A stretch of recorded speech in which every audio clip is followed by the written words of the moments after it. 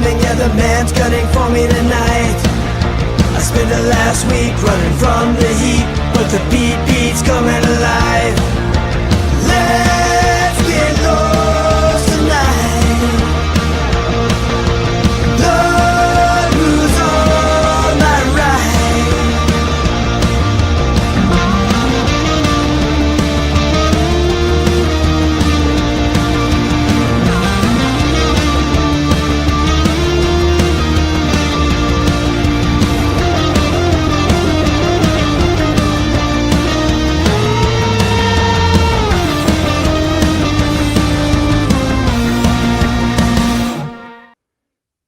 All right, guys.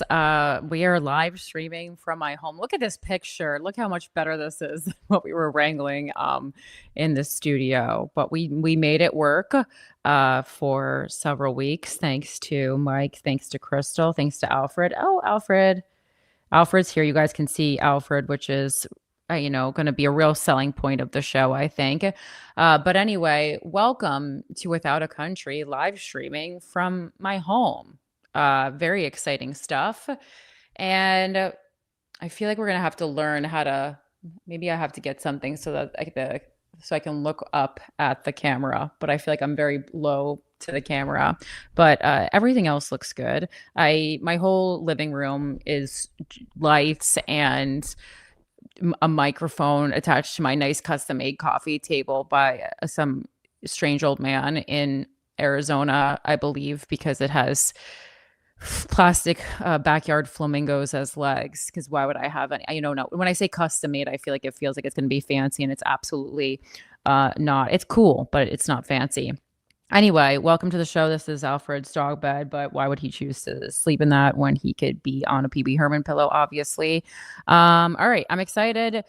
This obviously will give us a lot more control to kind of bop on when we need to and talk about latest breaking news, to have interviews with exciting people.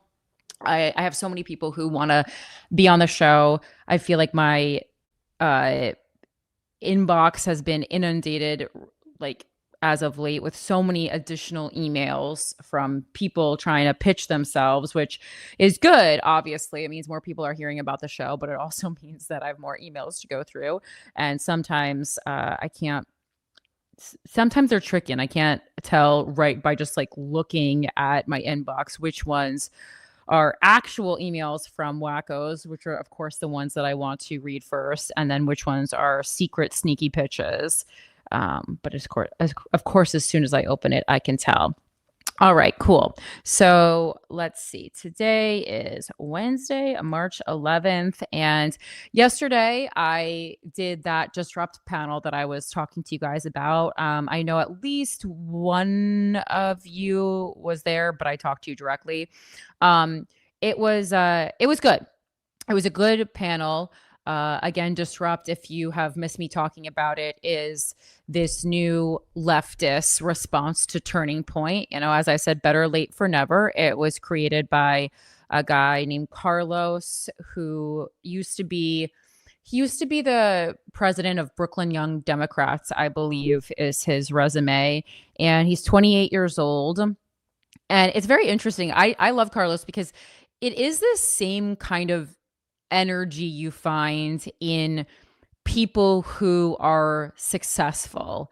And part of that energy is just seeming like, number one, you do come off as a little bit invincible. You're someone who is like, knows that what you're doing is big, but seems to find like no problem with that. And you see that the road ahead of you is going to be bumpy, but like it doesn't dissuade you at all. And you also have to come off as a little bit narcissistic, even though you're not. And I'm saying that because that's the same qualities that I think I possess. And I think that a lot of people, when they, when you say you're, running for mayor, or even before that, when you say that you're quitting your job to become a famous stand-up comedian, people look at you like, what? But it's the same kind of energy on that is dripping off anyone I've ever met who really becomes successful. So just like, I don't know, just wanted to say that, food for thought.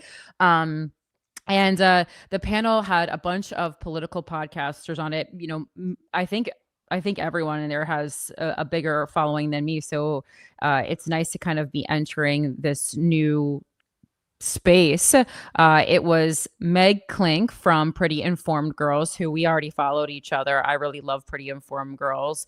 It's a great Instagram account. And then there was Shay Chuck, who I was familiar with his work, but he does a lot of just like two camera walking around New York City political content. And then it was Jason and Devram from The Good Liars. They consider themselves comedians. With that sounds county. I'm just saying they are more considering themselves comedians, like a Walter Masterson, I think, like people who are very political, but their occupation is comedian. And they do a lot of kind of, Daily Show style, like let's get on the ground. They've attended many, many MAGA rallies. And so they do kind of that kind of field investigative reporting, we'll call it. And then also this person was added later, so he's not on this, but Keith Edwards was also there.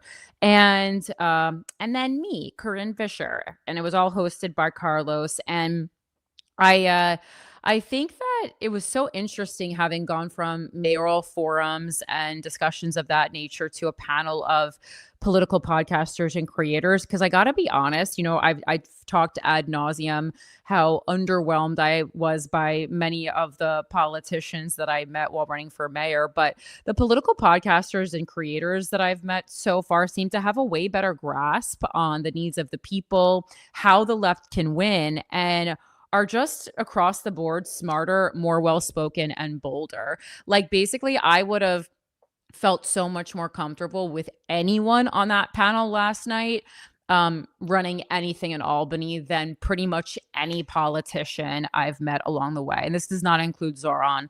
I felt like he was always had a grasp of things. But I will say, I will say that the edit is helping him a little bit. As someone who has spoken like loosey-goosey in mayoral forums with him, it's like, part of the appeal is in the edit. And I'm not saying he's doing a bad job or anything, but, entertainers, creators, podcasters are just a little bit better off the cuff in general. And I think that's why when we're looking at this New York 12 congressional race for Jerry Nadler's seat, I just checked the stats because at the event last night, I ran into someone running for Congress in that district. And it's like, if you're asking who's running for Congress in that district, the answer is everybody, anyone you've ever met. But I checked, and Jack Schlossberg, who is a really big political influencer who entered the race, and he is a Kennedy, of course, so there's that, but he is polling the best right now to fill that seat. And I'm, especially after last night's panel, I'm really not surprised by that at all. It is about reaching new people, new voters, getting the typical group of people who would be going out to the polls to vote for a congressperson, going beyond that. And that's where the win lies.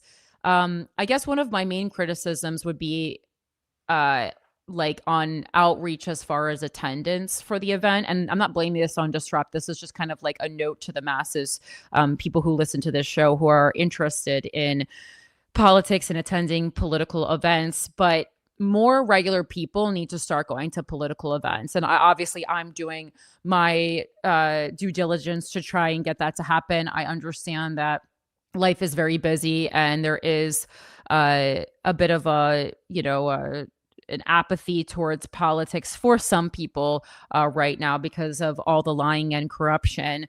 But last night, it was still kind of very inside-y baseball, where it's like it was a sold-out event. It was jam-packed, but it was jam-packed with people who already work for the most part in some way in politics. Like literally the front row was Yeah, a guy who worked, what does he work? He worked in some aspect of politics. I talked to him for a moment, and then someone running for Congress, and then the comms director for someone running for Congress. Comms is just short for communication. It's just like, basically you can think of like comms director as like the publicist for your campaign. Cause again, I hate when people use political jargon. It's super not helpful. And, so yeah, I mean, I think if you're someone who is not working in politics and are interested in having some kind of an impact as a constituent, go to political events. You'll probably be the only constituent who does not already work in politics there, and I think that's pretty powerful. It was and it was so funny because like what we need is we need people at political events whose only agenda is truly the betterment of humanity. And sometimes I think that the fact that that is my only agenda in the political sphere, obviously I want to be a big famous superstar in entertainment business, but in the political sphere, that truly is my main agenda. And I think it's also in a way my main misstep, because I quite literally don't have a personal agenda. And after the event, I was approached by numerous people, and I was asked to support a bill to help stalking victims, a bill to stop super PACs. I was asked to join some sort of political writers' rooms. I was asked to support the candidate running for Congress to fill Jerry Nadler's seat. And it was just so clear that everyone in that audience really did have some type of background in politics or their own political agenda, and we're basically there to lobby. And it's great that you have a passion. And I've said many times on this show, you got to pick something that to be passionate about and go out there and do it. But I really do just wonder, if every political event kind of looks like this, how are we ever going to start getting things done? Because, we can sit there and talk about the needs of the people all day, but at the end of the day, if your main thing is working for this organization that's trying to stop super PACs, every conversation is somehow going to lead back to stopping super PACs, even if that's not like the public's main concern. And I don't really know exactly how to fix that. But yeah, I feel like this is still, are you still here? Hello? Or I can't see you. I feel like this is still popping a little bit also. I don't know if the mic, if you're listening on the other end, if this feels too loud, but the H6 is popping a little bit. And then additionally, I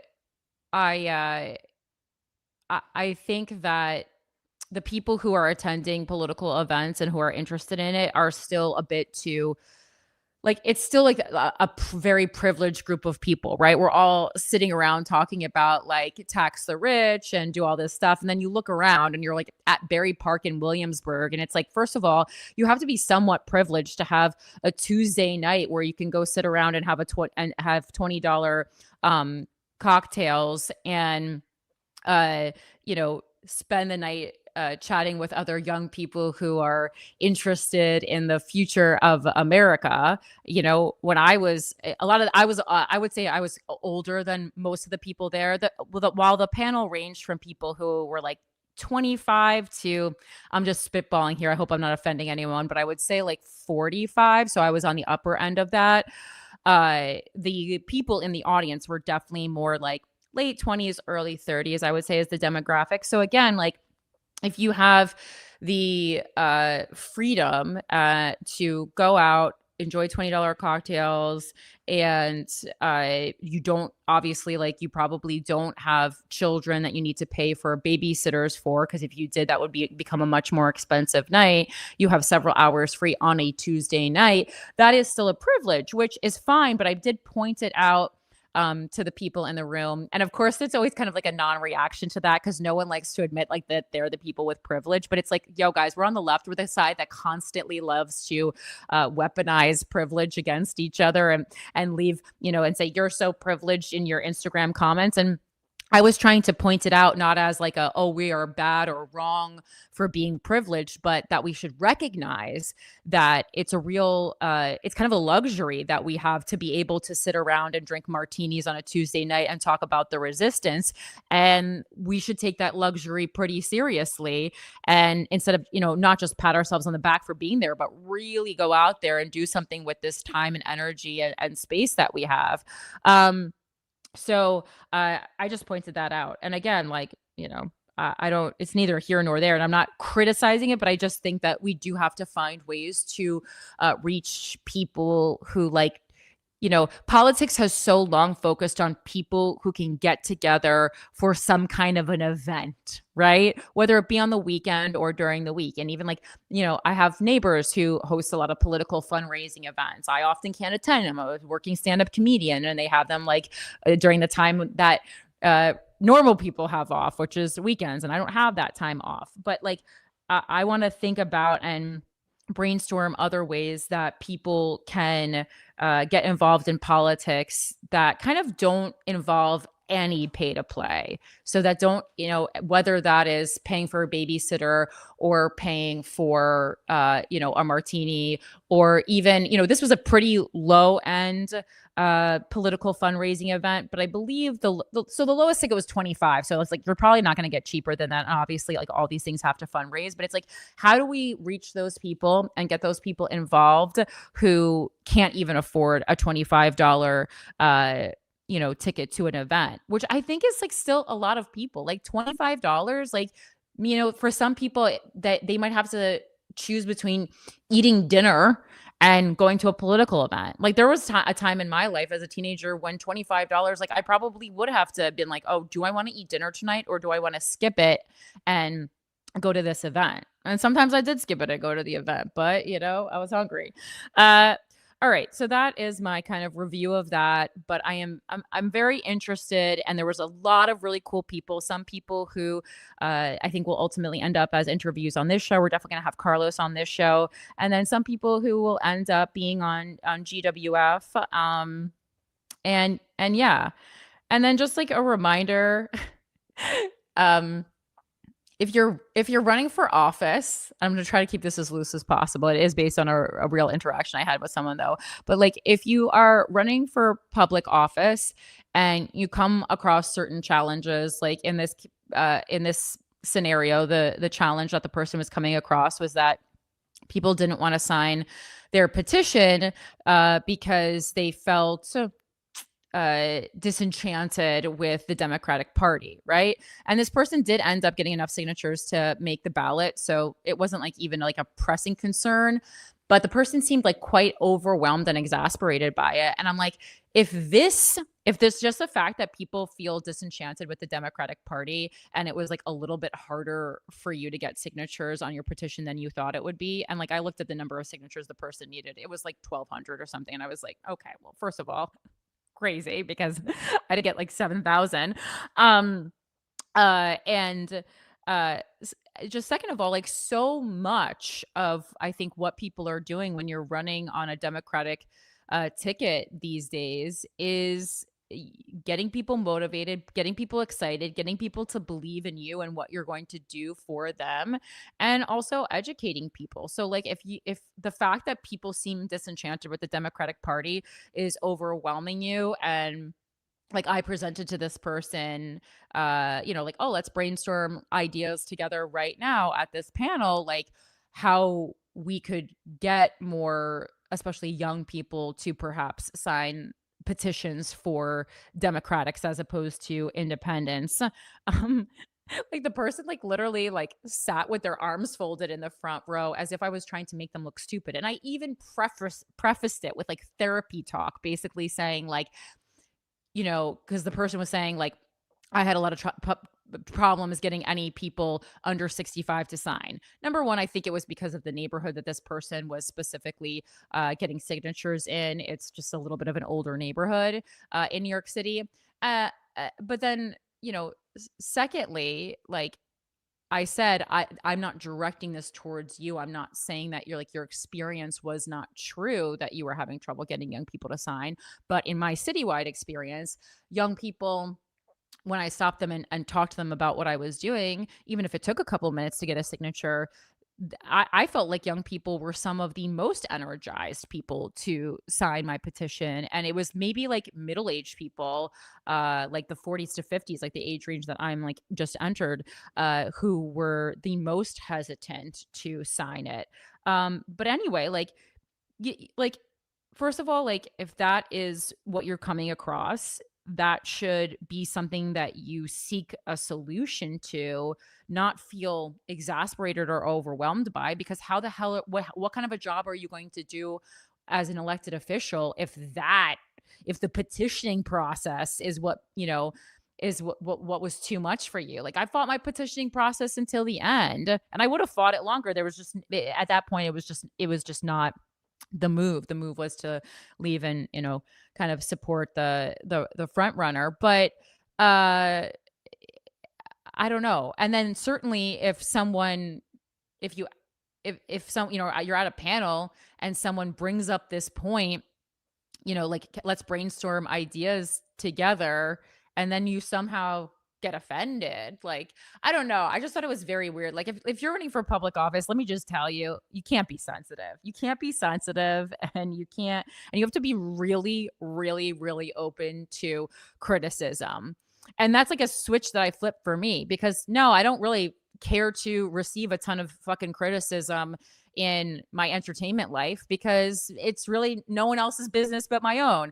Your criticism to my entertainment business career is you either are a fan of what I do or you're not.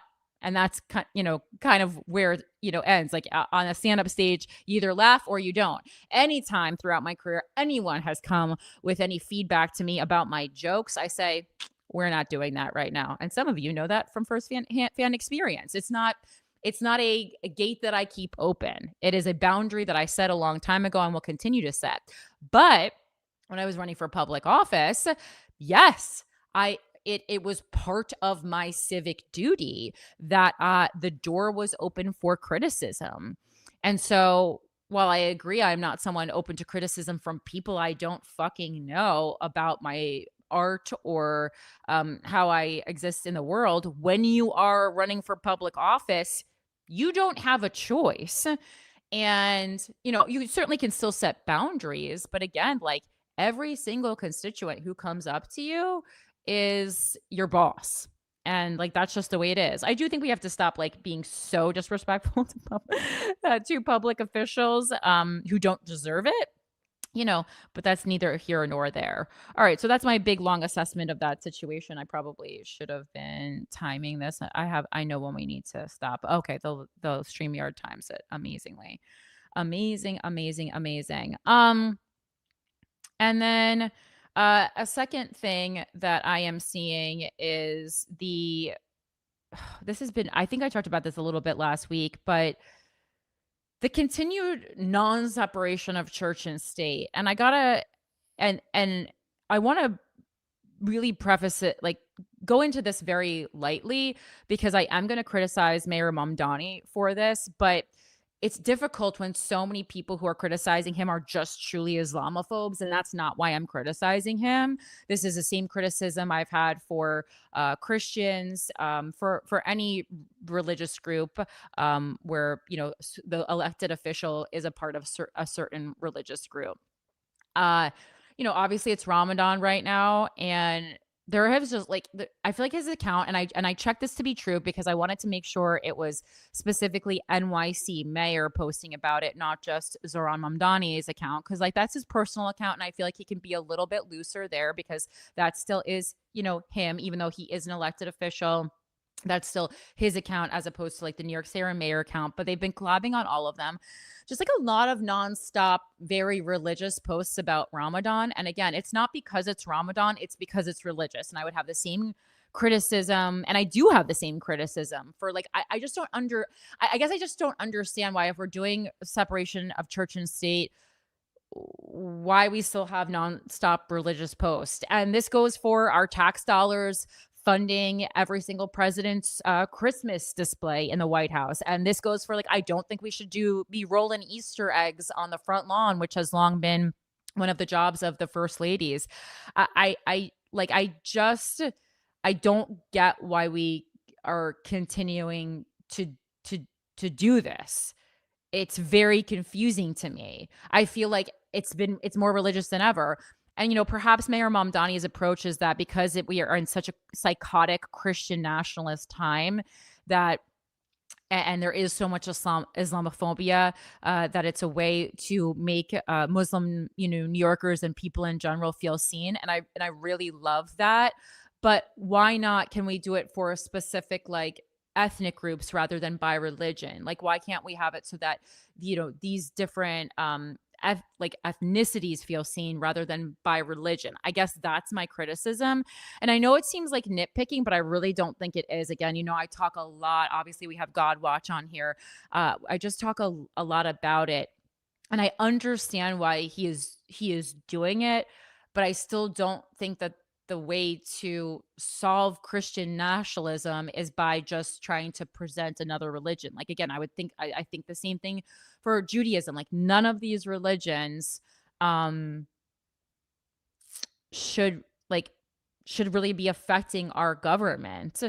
To me, one of the core values of government should be structure and fairness that is available to all people without their dependency on a certain moral code provided to them by their religion.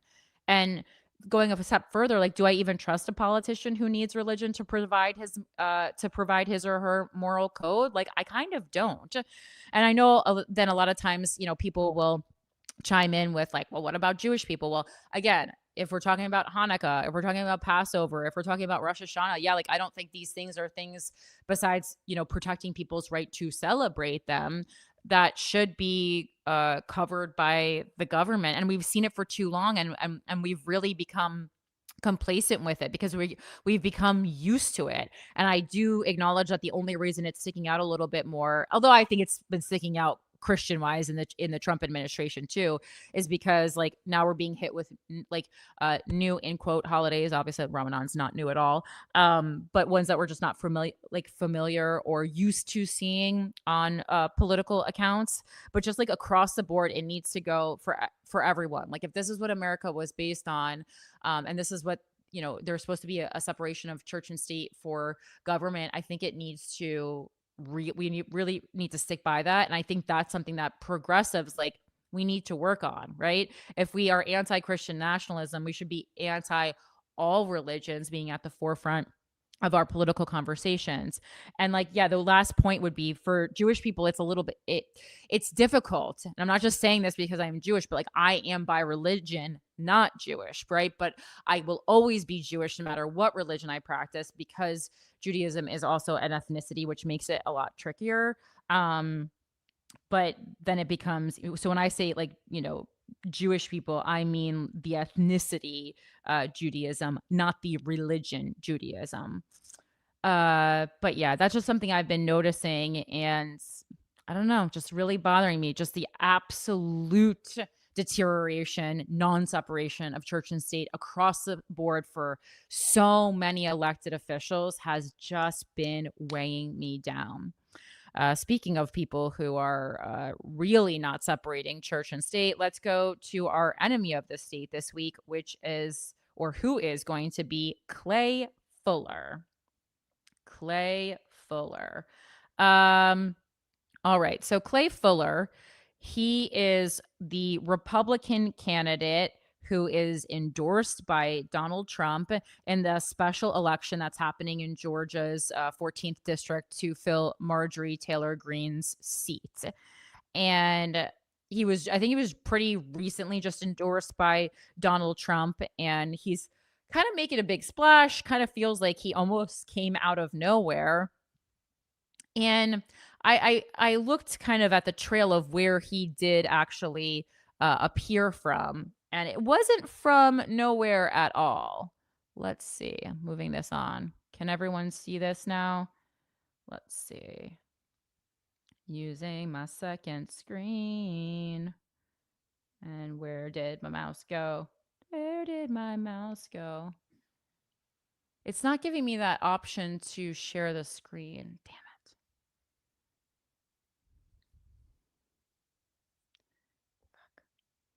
Wait, are you? I can't see anyone who I have a producer in my apartment right now too helping. I literally have so why is my mouse not going to this other screen now?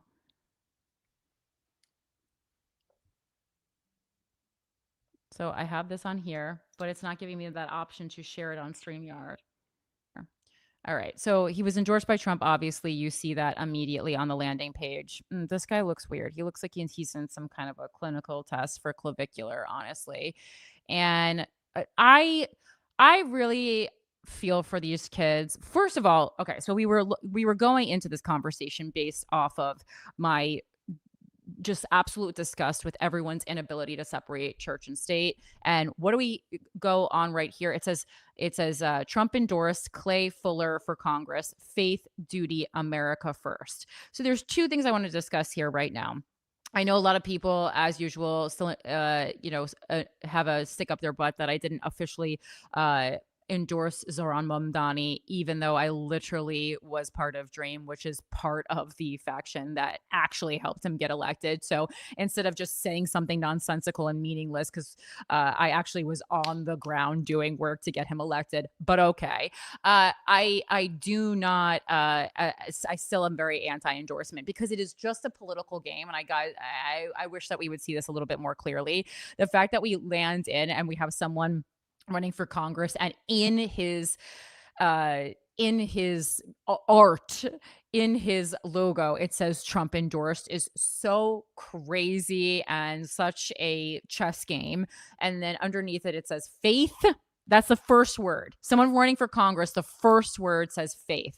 I don't think we are even reacting appropriately with how fucking crazy it is that the first word is faith. That's so crazy. And then it says duty, America first. So that's that. And then it says, and then his poor family. And I really feel for his kids because these people are too young. We talk about consent. These kids are too young to consent being a part of this shit. And I really feel for them because, they don't even, maybe she does. Maybe she's old enough to kind of understand the scope of her dad's policies, but you're still, when you're, what is she?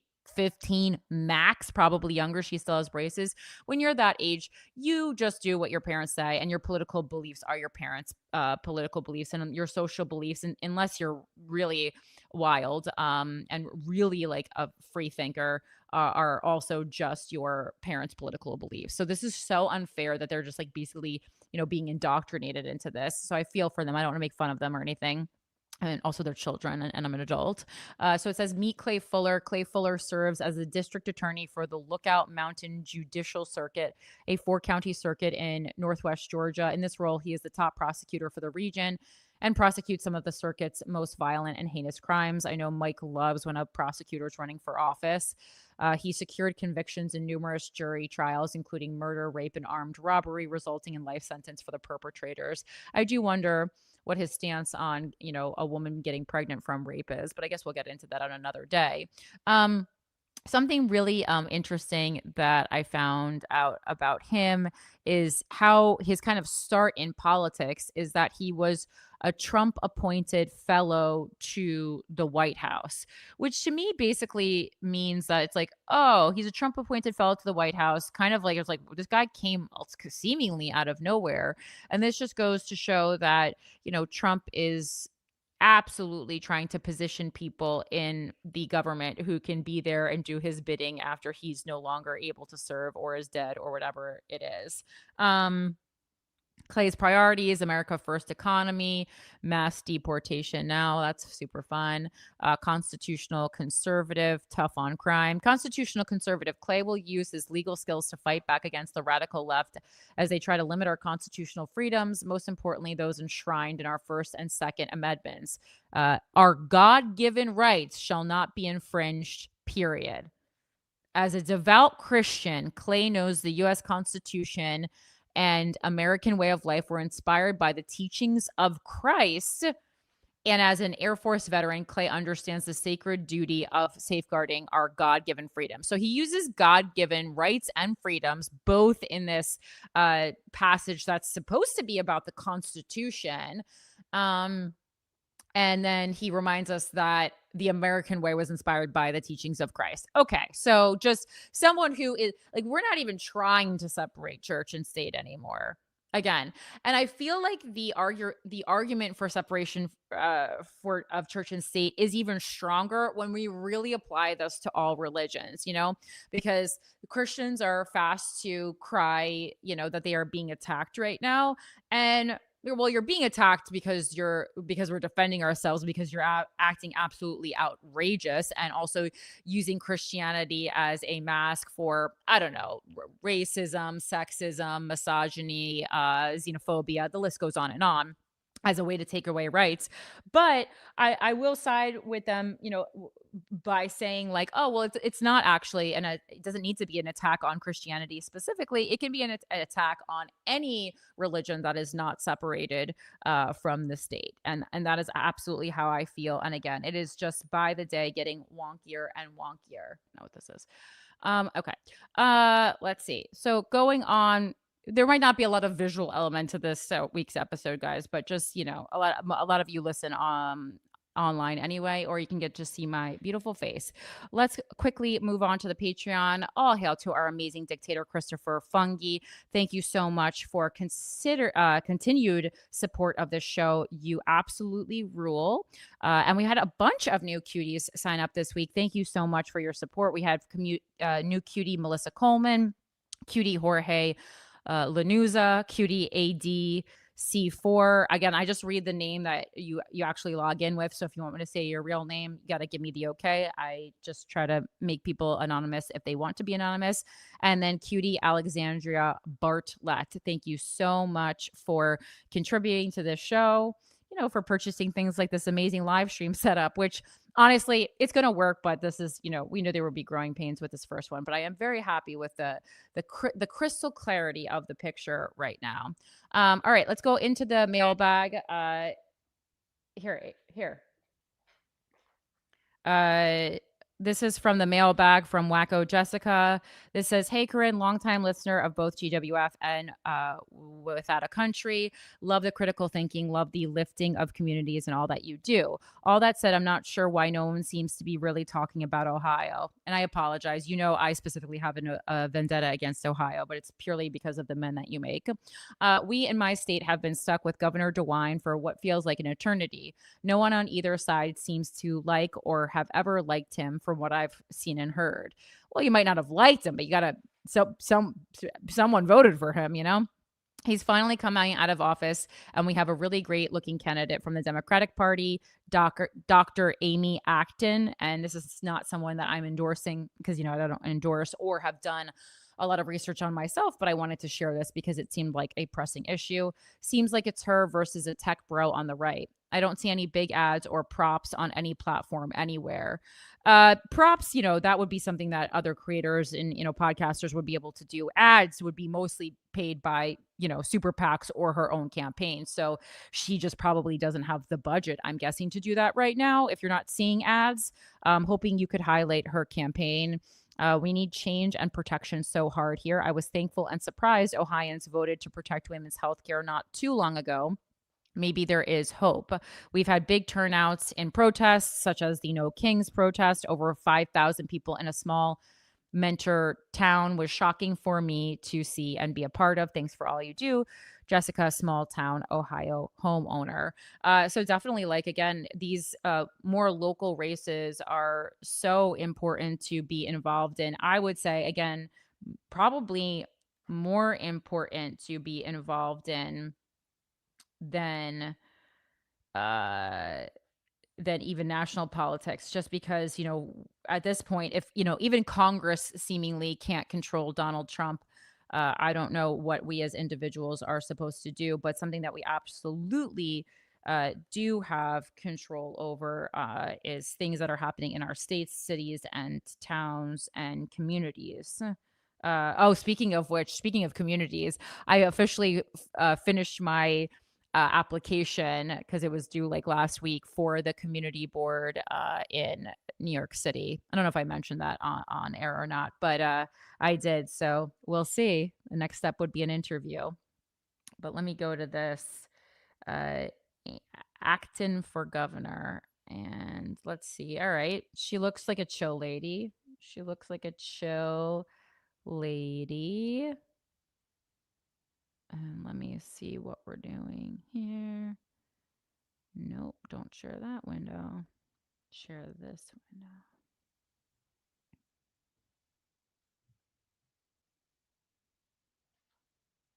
So do we see that now on YouTube or no? I'm sharing the Amy Acton.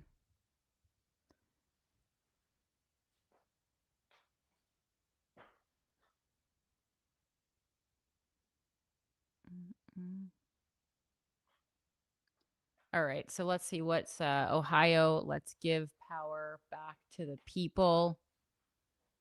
Let us see what's going on. Get involved. What are meet Amy?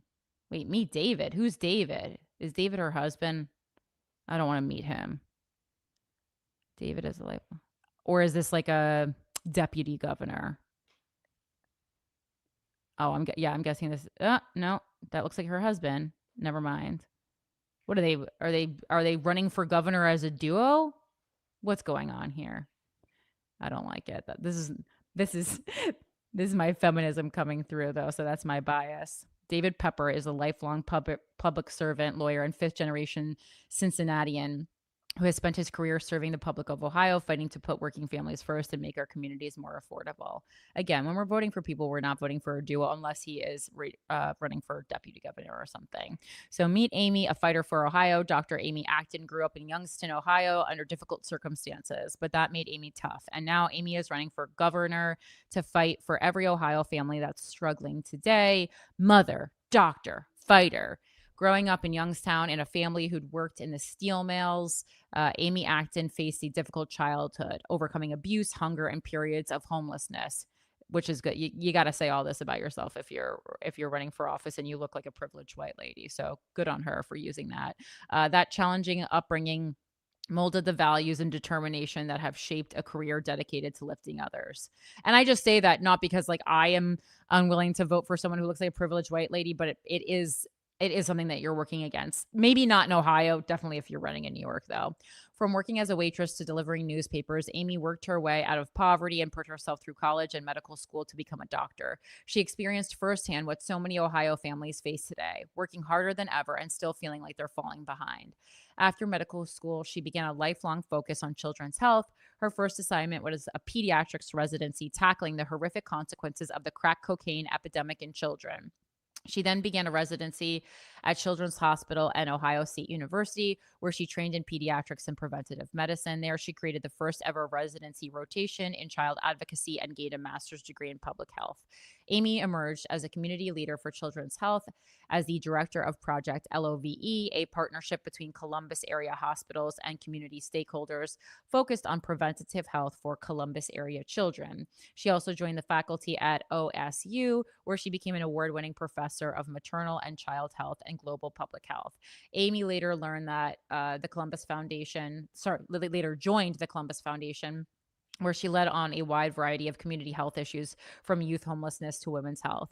So it seems like she has a really interesting. Oh, and then here's another. Maybe David Confirmed. isn't her husband. Not her husband. I can't tell who David is, and I don't have time to find out. But yeah, so that seems like obviously seems like she's working class or was working class, and she is a doctor, which I actually love because we have so much pseudoscience and pseudo healthcare circulating right now that it would be nice to have actually somebody in charge who seems to understand that medicine and practicing what I'm going to call real medicine is still very important.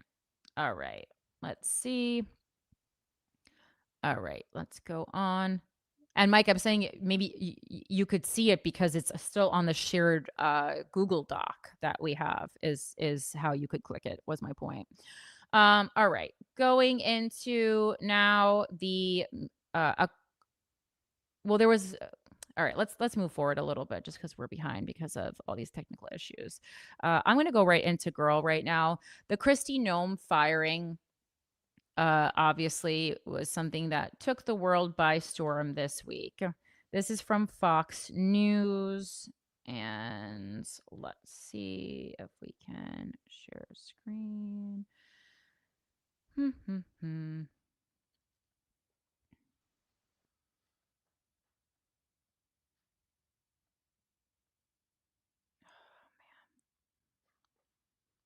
this is blocked now.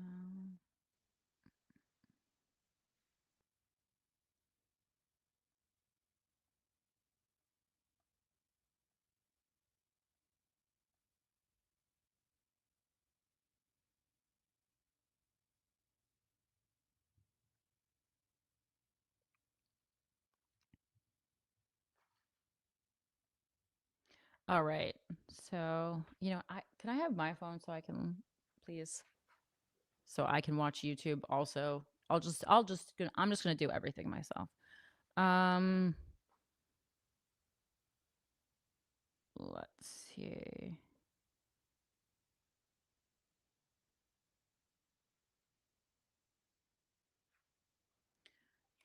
Oh, there's a nice ad from 1-800 contacts. Okay. So this is about our girl, Kristi Noem, who is no longer our girl, who's not even the Republicans' girls anymore. Why Kristi Noem's firing took so long as she wrecked the DHS and damaged Donald Trump. I thought this was such an interesting headline from Fox because they will really go out of their way to blame anyone for the downfall of America besides the president himself. Many critics have called Noem's tenure a slow motion train wreck. It's like, well, why are we not blaming Donald Trump for this? It's like, this is what happens when you put someone in a position that they are not equipped to do, is it not? We can now openly admit that what has been unfolding before our eyes for a year, that Kristi Noem was an utter, complete, total catastrophe. Her tenure in charge of the Department of Homeland Security, little more than a self-promoting crusade. Like, again, whose idea was this to begin with? It was the Trump administration's idea to begin with. So crazy. They really just won't take any accountability.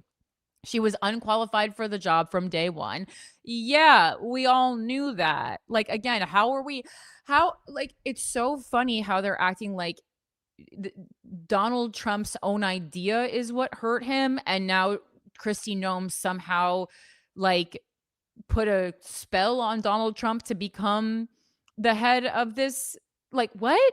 She was unqualified for the job from day one and largely responsible for the awful excesses of ICE and the frustrating failures of FEMA. That is a rich sentence, Fox News. President Donald Trump's decision to fire her, which took way too long. Okay, so putting a little bit of the onus on Donald right there, liberates many Republicans to acknowledge what many in the media, including me, along with Democrats and outside critics, have been saying all along. Noem was a slow motion train wreck. Yeah, but the train was being driven by Donald Trump. Like, all the people who work for him suck. Kristi Noem sucks. Kash Patel sucks. Like, this is just a group of people who suck. The former South Dakota governor had no experience in national security issues, and that became painfully evident. This is a woman so determined to project the image of a tough cowgirl that when she wrote a memoir, she boasted about having shot her dog because she hated the pet. Talk about a self-inflicted wound. This is a woman who trashed 2 American citizens tragically killed by ICE by calling them domestic terrorists. Surprised Fox is even saying that. Wow. And in one case, an agitator, and refused to take it back. But again, crazy to put all of that on Kristi Noem as if so many other people in the Trump administration weren't complicit in that language that, talked about Renee Good and Alex Pretty. The proper response was simple. This is awful. We feel terrible for the family. We are investigating, and I'll report back when we have more information. How hard is that? In the case of Renee Good, who was fatally shot after dropping off her child at school, there was no investigation. Noem simply declared the ICE agent had acted properly, and that was that. But again, let's pause right here and remind everyone that if Trump had literally said, "Yo, lady, you need to investigate this," it would have happened. We're acting like Donald Trump is innocent when this is a man who Congress can't even stop him from going to war with Iran. Surely, if he told Kristi Noem to investigate, she could have. This article is so wild. Noem also bears responsibility for the hyper-aggressive approach of ICE in Minneapolis, which led to innocent Americans being dragged out of their cars and homes. The agents have a tough job to do, but many were hired after ICE slashed training for new recruits. She and the agency lied about that too. The constant mistakes turned the public against ICE to the point that Trump had to bring in border czar Tom Homan to try to salvage the situation. Noem also exacerbated the mess at FEMA by insisting that she approve every contract or grant over $100,000. She created a huge backlog in which people who had been roughly through the process in disaster areas have waited months and months and can't get their money. Some Republicans complained about this after taking heat from their constituents. Meanwhile, DHS spent millions on ads promoting the boss, not to mention the private plane used to ferry her around. Yeah, like again, I think someone can step in here and stop from all this taxpayer waste. I think people have the opportunity to do that. She posed at the notorious El Salvador prison. The shirtless inmates behind her reduced to props, wearing a $50,000 gold Rolex watch. Again, so interesting to see this article coming out of Fox. And so like they are taking accountability in this article, but they're thrusting all the accountability for this entire administration's missteps on Kristi Noem, who is now gone, therefore no longer part of the administration. Are they trying to act like now that she's gone, everything will be fine and dandy? Like real crazy. She posed riding on a horse at Mount Rushmore. To further that gun-toting image, other agents nicknamed her Ice Barbie. Noem was awful at hearings, defensive and ill-prepared as lawmakers hammered at her. She even got grilled about her relationship with her special government employee, Corey Lewandowski, Trump's first campaign manager, although both dismissed the rumors. But the thin ice didn't crack until she flatly lied about the president. Under aggressive questioning by Republican Senator John Kennedy, she claimed Trump had approved a $220 million advertising contract with her as the featured star. Even someone with a rusty political antenna would realize that Trump was the star of the show. Okay, so here it is. Now it all boils down to Trump wasn't the star of the show, or was even even the implication that Trump wasn't the star of the show is what ultimately got Kristi Noem fired, I guess is what this Fox article is trying to say. Only 4 firms were deemed eligible to bid for this contract, and the award went to a firm that had not existed 8 days earlier. It had no website, it had no known office, it had never done work for the government. And let's see. Looks like the screenshot sharing, so why would we want to do that? I don't know. Okay. I'm trying to share it again, Mike. This company was created for the sole purpose of winning this lucrative windfall of federal money. What the firm did have was a strong political connection to Noem. As revealed by ProPublica, this Delaware outfit, the strategy group, played a key role in Noem's 2022 campaign for governor. When Kennedy let it be known that Trump had phoned him and called BS on her account, anyone with 10 minutes experience in Washington could tell that Noem was toast. The president was so furious that he shuffled her off to a previously non-existent job as special envoy to a new Western Hemisphere security initiative, not exactly a golden parachute. Trump, addressing the radioactive contract, told NBC News, "I wasn't thrilled with it. I spent less money than that to become president. I didn't know about it." The president's replacement pick, Oklahoma Senator Mark Wayne, and yes, Mark Wayne is one word, Mullen. I don't like to make fun of people for having hillbilly names, but I mean, come on. Mark Wayne Mullen is widely respected as a more seasoned choice with aggressive views about deportation. And that's what we needed, someone with more aggressive views about deportation. He was classy with reporters, saying he and Noem are friends and that she did the best she could under difficult circumstances. I would say that she didn't. It's hardly unusual for a cabinet to have a couple of clunkers. For Trump, who dismissed top officials left and right during his first term, this was the first cabinet firing of his current tenure and came while he's waging war against Iran. The president was extraordinarily patient with Noem, but she did serious damage to him, the administration, and the country on his signature issue of immigration. Virtually no one is defending her except perhaps close family and friends. The need for pretense is over. Just what a wild, absolute, like crazy article to post. And like, in some ways I am so proud of Fox for admitting some terrible things that ICE did, and some really insensitive acts that Kristi Noem had during her tenure. But to then act like, well, Kristi's gone. This is all going to be great. And none of this was Donald Trump's idea. And his only fault is not hiring, like, if it wasn't firing her, was firing her, too late. That is really, really wild stuff, guys. That is absolutely wild stuff. All right. Going back to here. Well, I've lost this now. Let's see. I don't even think this is sharing, so I don't even think you guys would be able to see this. Let's see.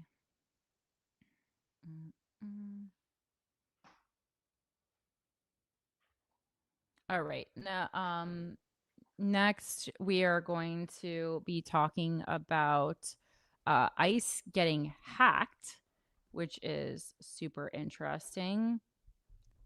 And these specific hackers they're called hacktivists, which I really, really love that. We really love a hacktivist. Let's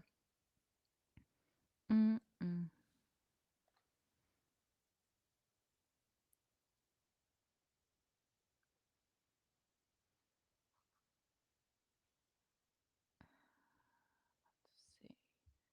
Don't bring that up.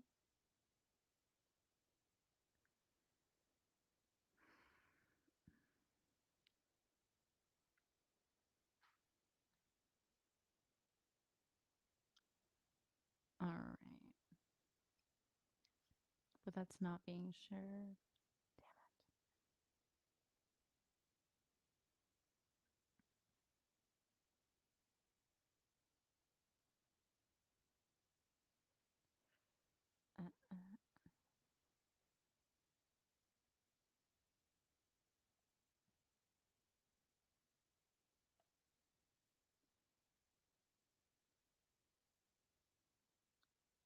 Again, I think I did this. All right, so I have that article up. Okay, so let's see.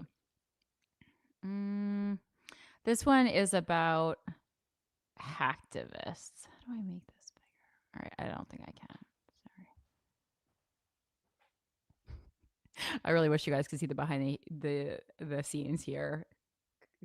I have like people texting me, people moving things on screens, a producer walking around my apartment. It says, this is from Tech Republic. Hacktivists claim DHS breach, leak 6,600 plus ICE contractor records. And this is from March 3rd. Like, why does it just go away? Is that something that's happening? Like the screen was shared and then it looks like we're just like losing a connection, but I'm clicking here. Disappeared. But why? Okay, well. Huh? Yeah, but I don't understand why it keeps losing it. Like I'm just not. I'm not. I'm not. I'm not clicking anything. Literally not clicking anything. Not clicking anything. A self-described hacktivist group called Department of Peace claims it hacked Homeland Security systems and published internal contractor records tied to ICE. The group released the data on Sunday, March 1st via a whistleblower website. The records, hosted on the Distributed Denial of Secrets website, DDO Secrets, identify thousands of companies connected to federal immigration enforcement contracts. Companies listed include technology firms Microsoft and Oracle, obviously. Others include data intelligence company Palantir and defense contractors Raytheon and Anduril. The DHS has not publicly confirmed the intrusion. And so what they were doing here is they were just like, trying to put together a master list of this, 6,000 plus companies that have contracts with ICE. So as usual, that's what's going on. It's money, and it's funneling money into 6,000 plus companies that exist in America that, some of which, as I just read off, are very powerful. TechCrunch confirmed The hacktivist group claimed the records came from the DHS Office of Industry Partnership. In a message accompanying the record release, the group cited what it described as unlawful ICE operations and said it aimed to expose companies supporting the agency. The message referenced the deaths of Alex Pretty and Renee Good, which sparked protests in Minneapolis. Why hack the DHS? I can think of a couple pretty good reasons, spelled like Alex Pretty, Pretti. And of course, Good, we don't need to spell because her last name was just Good. I'm releasing this because the DHS is killing us and people deserve to know which companies support them and what they're working on. Emphasizing the leak's total scope, the group's message also noted, I'm disclosing a list containing the details of 6,681 organizations that applied for contracts with the U.S. Department of Homeland Security. The leak included 2 different files, one listing all applicants and a second listing only those who received contracts.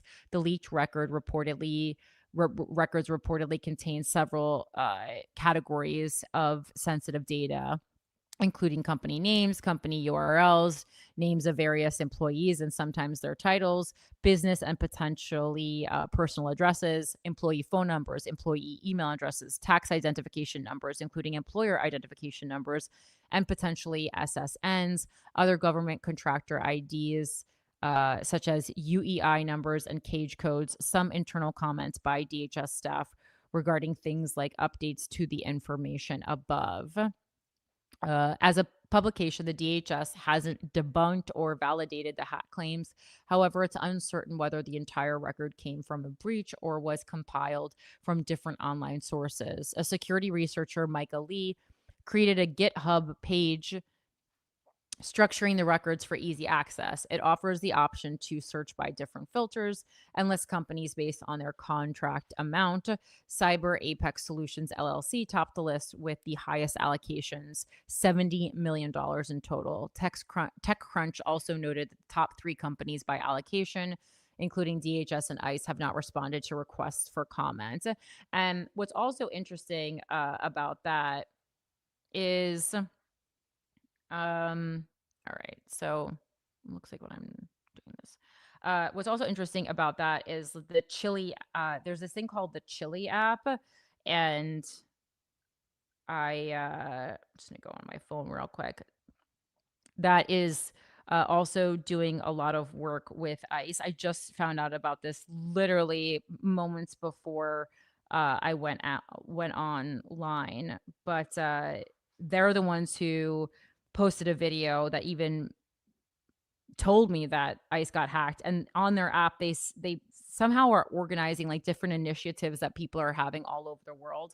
The guy who is the head of it, though, apparently was at the Disrupt meeting last night and already DM'd me like as soon as I followed them. They followed me back and they were like, oh, we were at the meeting. We want to talk to you more about the Chili app. So I'll report back to you on that.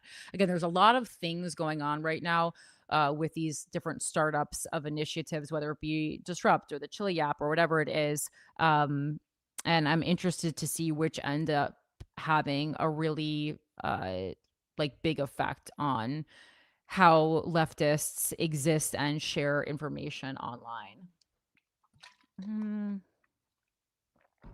All right. Let's see.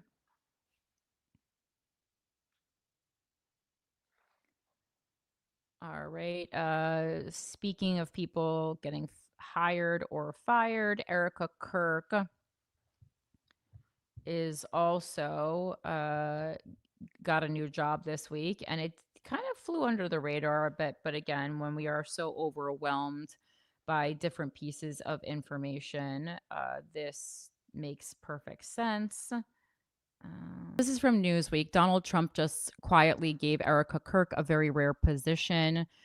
Erica Kirk, the widow of we know who Erica Kirk is, has been appointed to the U.S. Air Force Academy's Board of Visitors, replacing her late husband. And this is a theme that we've kind of seen. Like basically any job that Charlie Kirk had, Erica Kirk now has. While the appointment has not been formally announced by the Air Force Academy or the White House, Kirk's name now appears on the board's official list of members on the U.S. Air Force Academy's website. The Board of Visitors is a 16 member panel that advises the Secretary of Defense on issues at the Air Force Academy, including morale, finances, and academics. The board is required to submit an annual report on the institution. Newsweek reached out to the White House via email for comment. Why it matters: Trump has moved quickly during his second term to reshape the board of visitors, or the boards of visitors, at the nation's military academies, appointing several political allies and conservative figures. Erica Kirk's appointment continues that pattern and places her in the same role previously held by her husband before his death. The decision has drawn attention because the appointment was not publicly announced and because it comes months after Charlie Kirk's assassination, which shocked the conservative movement and led to a reshuffling of leadership at Turning Point USA. And now, listen, it's not crazy that a spouse takes over for a role that their now dead spouse used to hold. Like, that's not crazy. Plenty of famous people, when they die, their spouse will start a foundation or continue doing their work. Like, I don't think that is crazy. I mean, it probably was crazy that Charlie Kirk was on this board to begin with and is now being replaced by someone who's like even less qualified somehow. Or, honestly, if Erica Kirk had anything to do with Charlie's assassination, maybe she's more qualified. The decision, what to know. White House spokesperson Olivia Wales praised the appointment in a statement, saying Trump had made the perfect choice in naming Erica Kirk to the board. The U.S. Air Force Academy is one of the nation's 5 federal military service academies and trains cadets to become commissioned officers in the U.S. Air Force and U.S. Space Force. Located just north of Colorado Springs, Colorado, the academy was established in 1954 and offers a 4-year undergraduate program that combines academics, military training, athletics, and character development. The Air Force Academy is overseen in part by the Board of Visitors, a 16-member advisory panel made up of presidential appointees and members of Congress. The board provides recommendations to the Secretary of Defense and submits annual reports on the Academy's morale, finances, and academic programs, as we went over before. Charlie Kirk, co-founder of conservative group Turning Point USA, was appointed to the Air Force Academy's Board of Visitors in March 2025. So, he wasn't on the board that long, and attended one meeting before he was assassinated on September 10th, 2025, while speaking at Utah Valley University. Other members of the board include several lawmakers, among them Senator Markwayne Mullin of Oklahoma. Oh, just heard that name. Trump's nominee for Secretary of Homeland Security, as well as Senators Tommy Tuberville of Alabama, Kevin Cramer of North Dakota, Ted Budd of North Carolina, and John Hickenlooper of Colorado. Jesus Christ. What people are saying.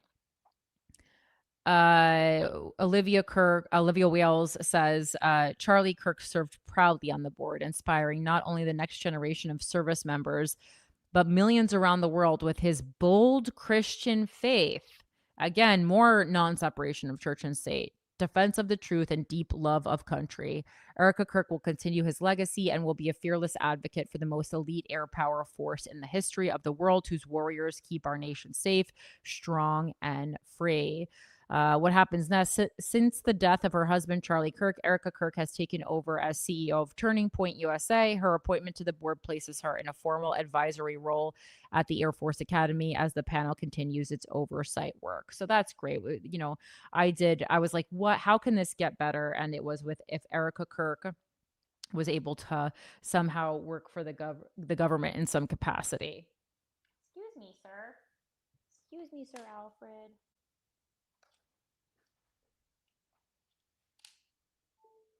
What a good boy you are. All right. You're the best co-host, Alfred. I think you're doing a really great job. You're doing a really great job. Yeah, you're doing a very good job. Okay. Yeah, I don't know what that's still not working. Let's go into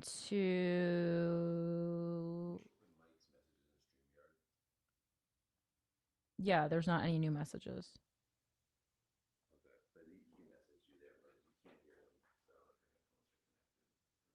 What? Is he saying something to me? Oh.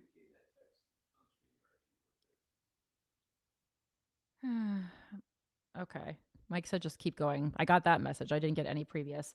Alfred, no crotch licking on camera. We're going to get demonetized. Okay. Let me go into Epstein real quick. There's some Epstein updates that I wanted to get into before we get into our main stories, which of course are about Iran and then Donald Trump's drug cartel summit, which again, barely getting coverage. So let's see. This right here.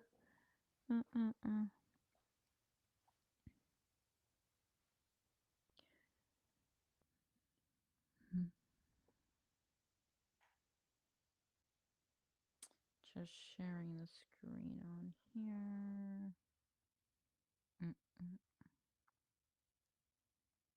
It feels like there's way too many buttons. This window. Okay.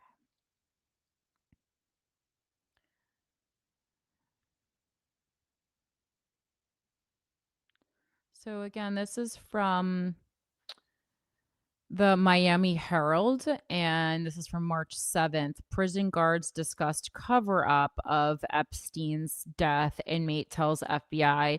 I got this because I saw online just a little on Instagram a little blurb about some kind of cash wiring that happened days before Epstein's death to his prison guard. And then I followed it again to some actual real articles, not just, a quote on a picture where I didn't know where it came from.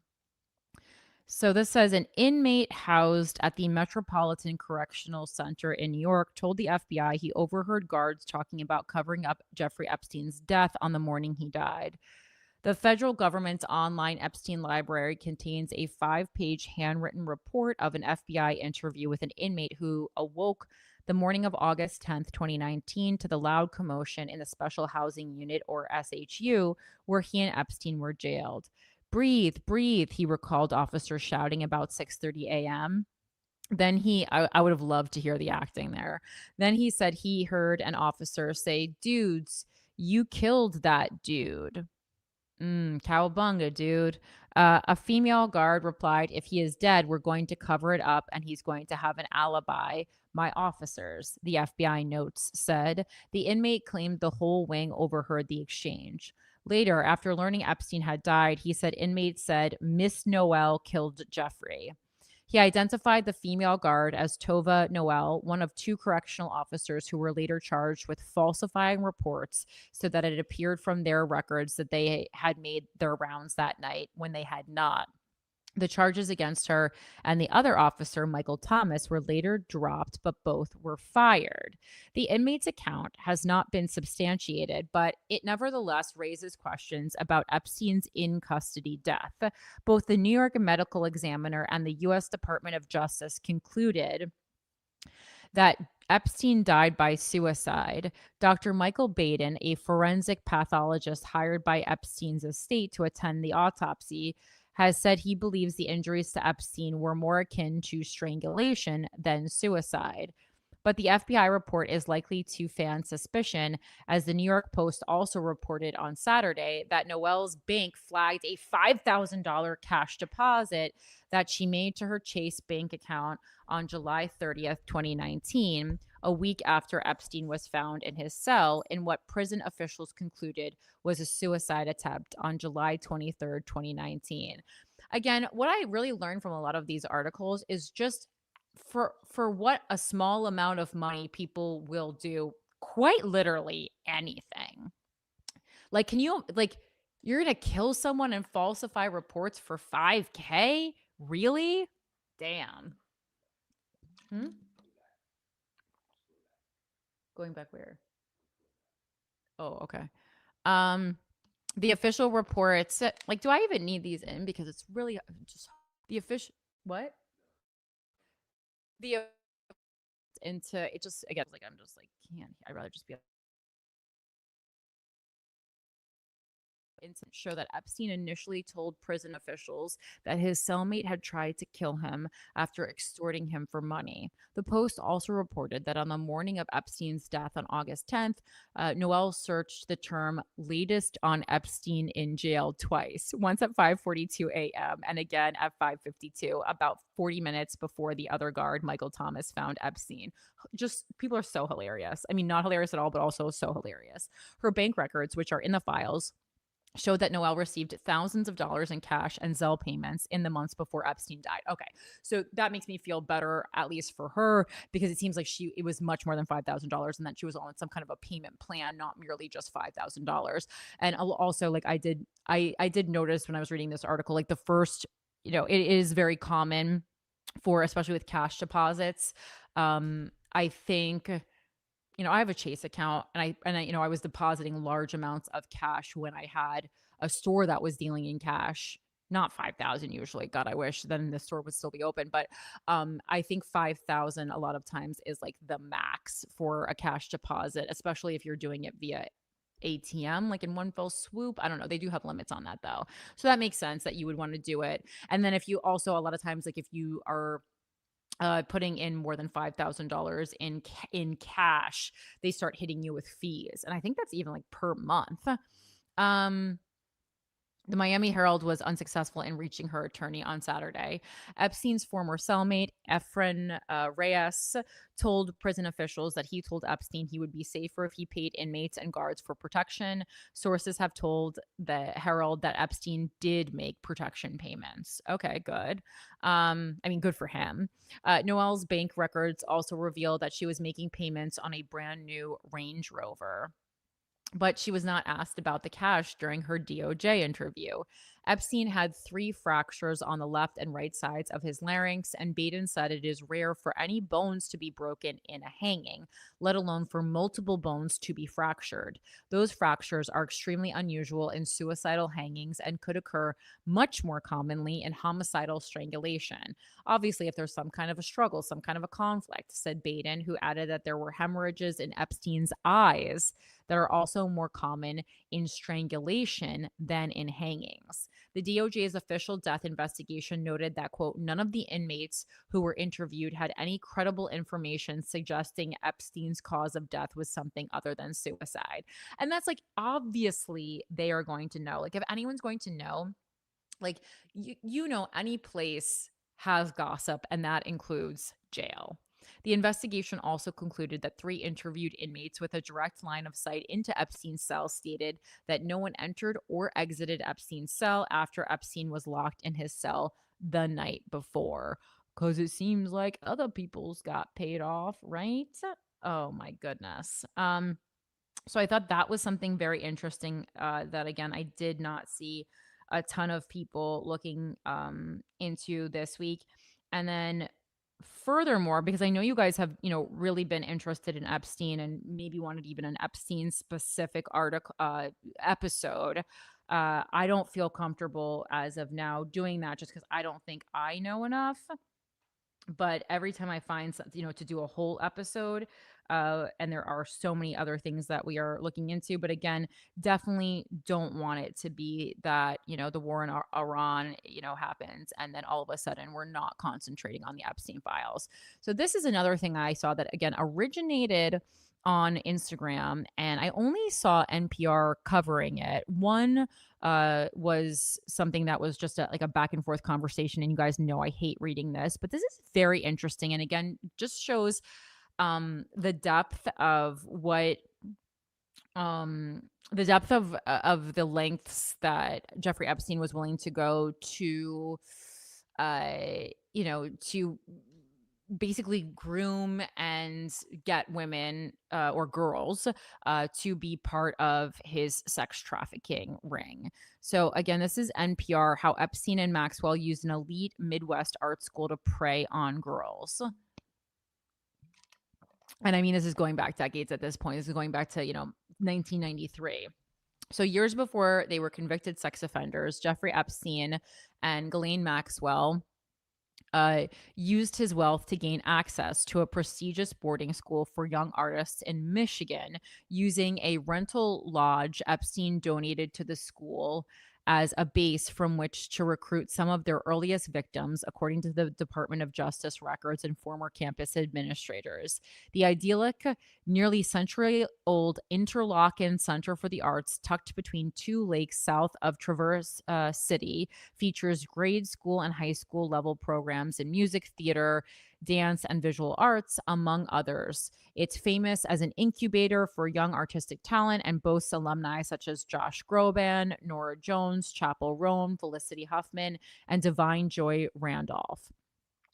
NPR reviewed hundreds of pages of Department of Justice documents on Epstein, interviewed current and former Interlochen officials, and spoke with a woman who says that as a teenager at the school, she was targeted by Epstein and Maxwell. What emerges is a portrait of Interlochen as an institution that celebrated openness, but that in accepting Epstein's financial support became unwittingly associated with his crimes. I'm not going to read this whole thing. I'm going to read a little bit more just because of time. I want to keep the show for 2 hours today, and we need to get into the main stories. But I'll go into it a little more. This is just so interesting. Epstein's association with Interlochen dates back to 1967 when, as a 14-year-old bassoon player, he attended the school's summer camp. What a fucking dork. When he renewed his ties to the school in the 1990s, Interlochen viewed him as a loyal alumnus and major benefactor, administrators said. He lavished the school with donations and used his power and influence to gain access to spaces where the administrators felt young kids and artists were safe. In hindsight, mistakes may have been made, but it was just out of naivete. Russ McMahon, a former administrator, said of the ability Epstein had to access the campus. And this was going on for a very long time. And one of the most interesting benefits that Jeffrey Epstein got with his donations to Interlochen was supposedly that he was like able to stay at the camp for 2 weeks by himself, which, number one, like, why would any adult want to be at a camp with kids that weren't your own kids for 2 weeks? Like, hello. Like, this wasn't that long ago that we weren't aware of pedophiles. Like, we were aware. And, you know, he would go for brief stays with Jizzy between the summers of, between every summer between 1994 and 2000. And that's according to testimony from Epstein's personal pilot that's found in the DOJ documents.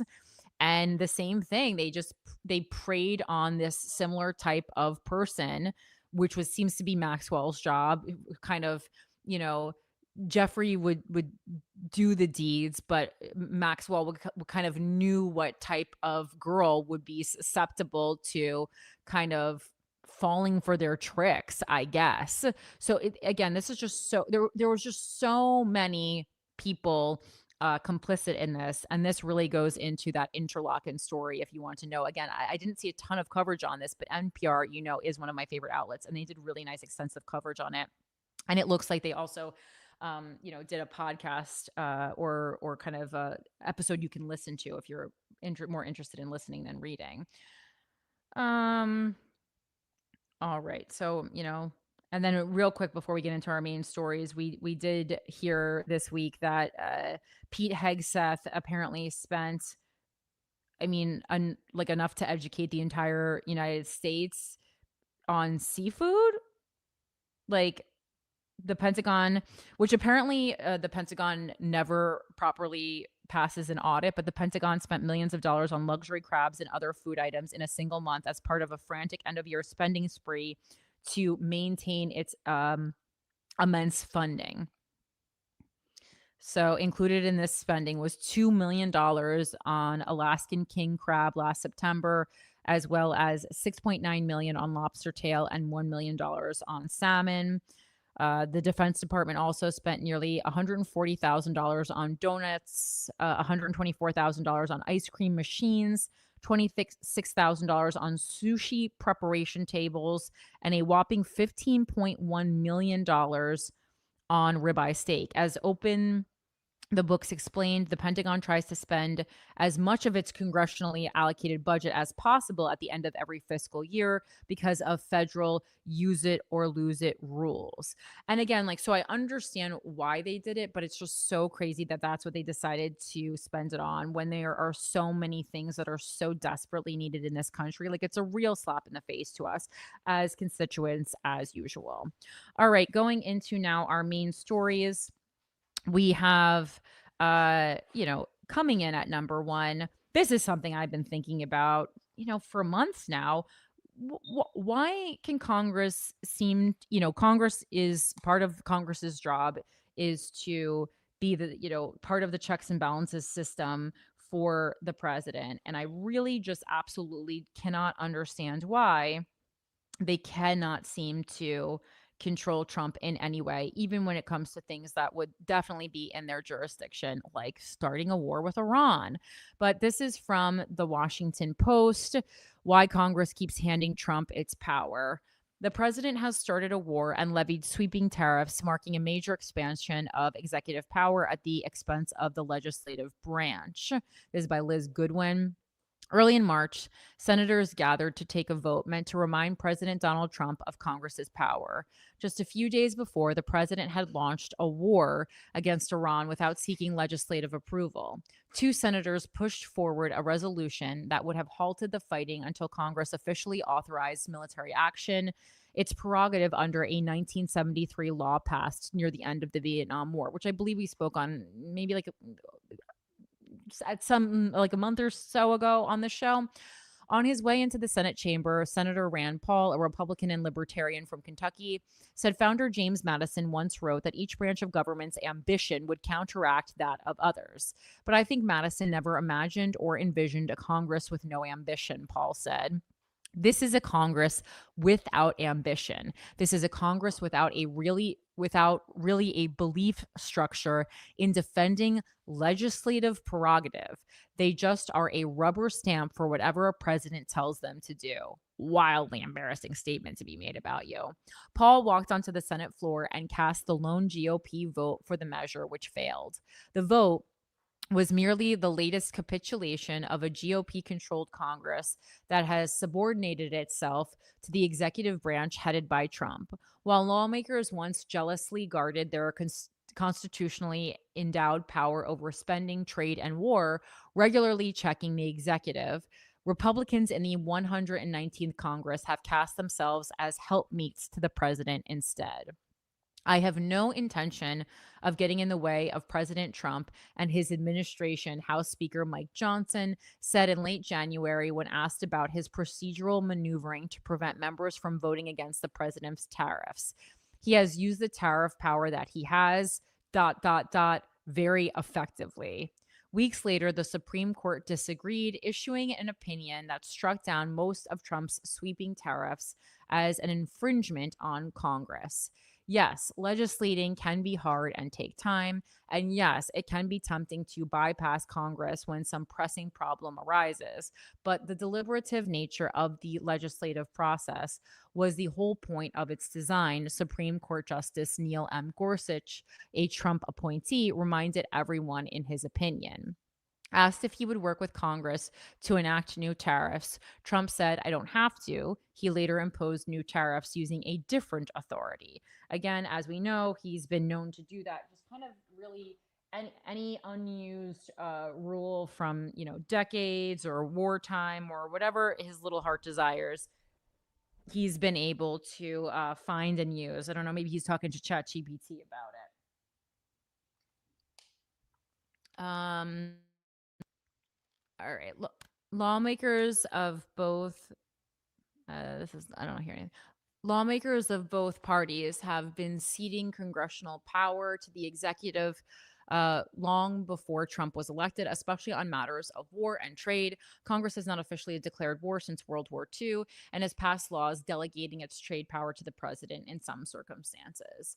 A number of political factors, such as the growing role of big money donations, even in local races, the organizational power of party activists, and the excruciating exposures of social media, often discourage legislators from separating themselves from their parties. But Trump's second presidency has marked a major advance in the expansion of executive power at the expense of the legislative branch, an acceleration the president has not been shy about pursuing, that has raised concerns for some politicians, especially those who have left office, about maintaining the balance of power seen as central to American democracy. I learned ninth grade civics. You've got three equal branches of government, said Fred Upton, the Republican from Michigan who chaired the House Energy Committee until 2017 and left Congress in 2023. But right now, the Congress is not one of them. It abdicated everything to the White House. Exactly. And it's again, and everyone's looking around like, guys, what's going on? Trump routinely dismisses the idea that Congress might exist as an obstacle to his will. When a reporter asked him last year how he planned to rename the Defense Department as the Department of War, given it takes an act of Congress to do so, the president brushed off the concern. We're just going to do it. I'm sure Congress will go along, he said. A mountain of executive orders, a trickle of legislation. And again, I don't know. Wait, did this just go off? I don't understand. What?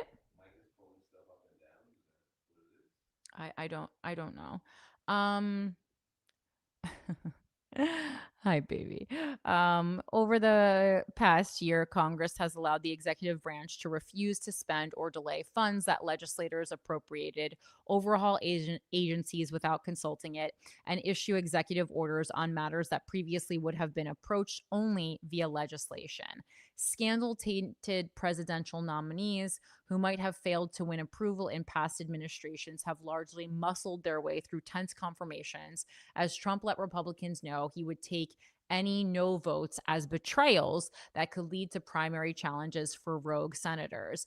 And again, as we see in some of these primary challenges, like it's like, oh, okay, it's like, you can vote against me in your office, but maybe I have some type of a fellow on the outskirts just waiting in the dark that I am going to launch on you as soon as you betray me, as we see with Clay over in Georgia right now. Like I just think that he has people waiting in the wings to fill any position that, and he will continue endorsing as long as his endorsement means something to people, which unfortunately it still does. There was a poll that went out this week, I believe, that was asking the approval rating of Donald Trump as compared to Gavin Newsom as compared to Kamala Harris. And out of those three, Trump was still polling higher than Kamala and Gavin Newsom separately, which is crazy. No Congress has given up its power quite like this one, but its ability to do so stems from the behavior of past Congresses. Lawmakers began legislating away their tariff authorities starting in the 1930s. They have frequently refused to hold votes authorizing wars in recent decades, including when the Obama administration asked them to authorize military action against the Islamic State. Vanishing bipartisanship has also made passing bills difficult, tempting members of Congress to lean on their presidents to accomplish their goals. Members of Congress in both parties have been willing to give up their institutional power to the executive branch because it is hard to legislate in Congress, said Molly Reynolds, the vice president and director of governance studies at the center-left Brookings Institution. And the partisanship and polarization makes it hard for parties to get the things it wants to get done. Again, it's really a miracle that absolutely anything happens in government at all. This has created an opening for a president eager to expand his influence. Trump issued 225 executive orders during his first year back in office, several times more than the 55 he signed in the first year of his first term, and far above the 77 President Joe Biden signed in 2021. Some of Trump's first executive orders in his second term were directives to effectively eliminate federal agencies authorized by Congress. Yeah, get anything that anyone else has control of that's not me, let's get rid of that. As Trump busied himself with enacting his agenda, Congress did little. The legislature passed and enacted just 68 public laws in 2025, many of them repeals of Biden era policies. During the same time in Trump's first term, Congress passed and enacted 96 laws.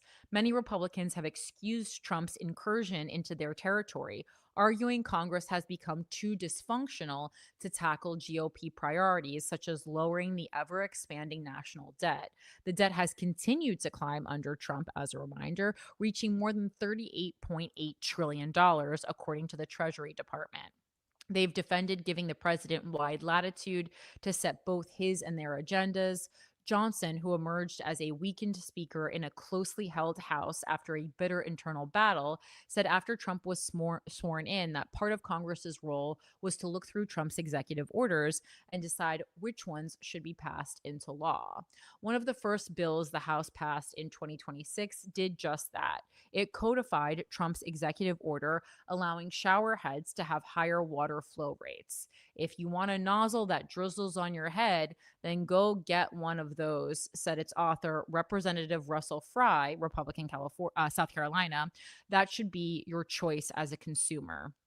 Another lawmaker, Representative Jeff Van Drew, Republican, New Jersey, a close ally of the president, boasted last year about his role in persuading Trump to sign not legislation, but an executive order pausing wind energy.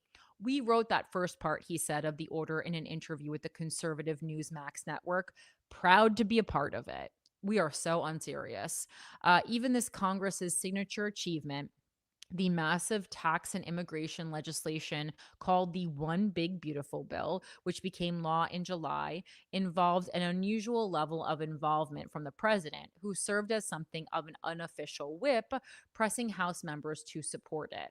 He handed out free merchandise to fence-sitting members, fielded their phone calls, and promised executive actions to get their votes.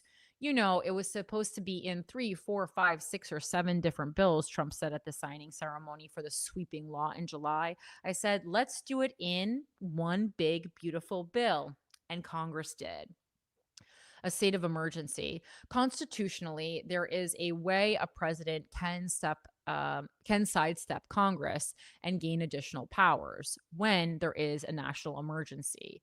The idea is that sometimes, such as in the case of a devastating attack or natural disaster, there's no time for deliberation, and the executive must act decisively on behalf of the American people, which is just one of the many reasons why it's really important to make sure you're voting for someone who you feel is mentally sound, who is good under pressure, who's going to make decisions for the betterment of the American people, not himself and his cronies. In 2001, George W. Bush declared a national emergency in the wake of the 9/11 attacks, and Jimmy Carter declared one in 1979 due to the Iranian hostage crisis, allowing him to freeze Iranian government assets held in the United States. Trump has made liberal use of his power. That's the only way in which he's liberal, that's for sure. Use of his power to declare an emergency, declaring 11 overall. 11 overall, including emergencies around fentanyl, energy, and trade deficits to reshape global trade policy and implement other policies. Barack Obama declared one national emergency in his first year of office for the swine flu, and Joe Biden declared 4. But Republicans, aware of Trump's unique political popularity with their party's base despite his broad national unpopularity, have indulged him, even as he uses the power to levy tariffs many of them dislike. Paul, a fiscal hawk who rode into Congress on the Tea Party wave about 15 years ago, is a rare exception. He's given impassioned speeches against Trump's emergency declarations. He's worked with Democrats multiple times, once to try to cancel the fentanyl trafficking emergency Trump declared to impose tariffs against Canada, and again to try to terminate the trade deficit emergency Trump cited to levy global tariffs. Only a handful of Republicans have joined him in that effort, however, and Trump has blasted him on social media as a disloyal person with, quote, crazy ideas. I think this is too much power, Paul said of the emergency powers. He supports legislation to make presidential emergency declarations expire after 30 days if Congress doesn't affirmatively vote to extend them. The problem is, we probably had a dozen Republicans interested in the issue when there was a Democratic president. But now that there's a Republican president, they've sort of melted into the ether, Paul said in an interview late last year. I can't find them. Some signs of pushback. As Trump's poll numbers have slipped and Republicans now fear a potential drubbing in this year's midterm elections, the president has faced some new pushback from Capitol Hill. Republican lawmakers with oversight over spending were hesitant to speak out when the U.S. DOJ service, led by Elon Musk, aggressively advanced on their power of the purse last year, shuttering and reorganizing entire agencies without consulting the committees that oversee them, and ignoring numerous inquiries from lawmakers about where congressionally allocated funding was going. Now, those same lawmakers have written some guardrails into the spending bills that recently became law, attempting to claw some power back from the administration to prevent it from dictating how money will be spent. In November, facing pressure from their base, House Republicans voted overwhelmingly to release government files concerning disgraced financier Jeffrey Epstein, despite Trump's initially fierce resistance to that move. Republicans have also shown an increased willingness to speak out when they are ignored by the Trump administration. I'm often struggling to get briefings, clear information, or meaningful cooperation from the administration or the State Department, said Senator John Curtis, Republican Utah, to Secretary of State Marco Rubio at a January Senate hearing he attended. The secretary pledged to get the department to cooperate better with him in the future.